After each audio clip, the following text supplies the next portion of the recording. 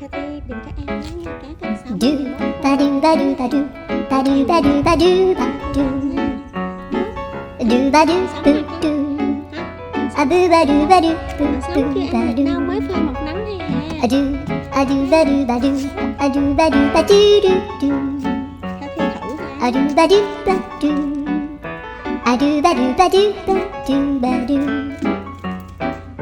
a do ba do ba do a do ba do ba do ba do Theo Thi sẽ biết ăn. a do ba do ba do do ba do ba do a do do do do a do ba do ba do